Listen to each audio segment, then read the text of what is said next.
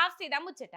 గవ్వ రాకడ లేదు, గడియ రికాం లేదన్నట్టున్నది కదా ముఖ్యమంత్రి sir. Delhi to Hyderabad up and down కొట్టి తిరుగుతున్న ముచ్చట చూస్తాంటే కేంద్ర మంత్రుల ఇండ్ల చుట్టూ జోలే పట్టుకొని తిరుగుతున్న జాలన్న పడతలేరు పాపం. ఇక అది అట్లుండంగానే మళ్ళా సింగపూర్కు పోయి అట్నుంచి అటే దావోస్కు పోయి దండిగా బ్యాగుల నిండా పెట్టుబడులు పట్టుకొస్తా అని ఖాళీ బ్యాగులను పట్టుకొని పోతుండట సారు పాపం. సీఎం సారు ఢిల్లీకి పోయినప్పుడల్లా కేంద్రం నుంచి ఎన్ని నిధులు పట్టుకొచ్చినా వాటికంటే సారు హైదరాబాద్ ఢిల్లీకి అప్ అండ్ డౌన్ కొట్టిన విమానాల ఖర్చులే ఎక్కువ ఉన్నట్టున్నాయి. నిన్న ఢిల్లీలో కాంగ్రెస్ పార్టీ ఆఫీసు కొత్త బిల్డింగ్ ఓపెనింగ్ పోయి మళ్ళా ఇస్త్రీ బట్టలు చదురుకొని రాత్రికి సింగపూర్ విమానం ఎక్కుతాండు. సింగపూర్లోనే 3 రోజులు ఉండబోతాండు. అట్నుంచటే మళ్ళా దావోస్కి విమానం కట్టుకొని బయలుతాండు.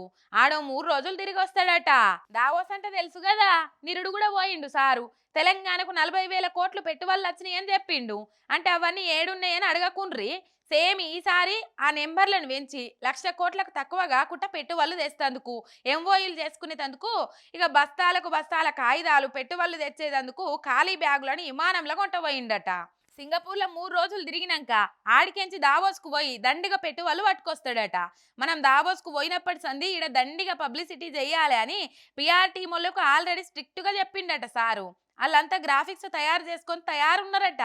సారు షేకాండ్ ఇస్తే 10,000 కోట్లు, సారు హల్లో చెప్తే 50,000 కోట్లు పెట్టుబడులు వచ్చినాయి అని సోషల్ మీడియాలో ప్రచారం చేసేందుకు కాంగ్రెస్ సోషల్ మీడియాలో గ్రాఫిక్స్ కూడా తయారు చేసుకొని పెట్టుకున్నారని గాంధీ భవన్కు గుసగుసలిన పడుతున్నాయి.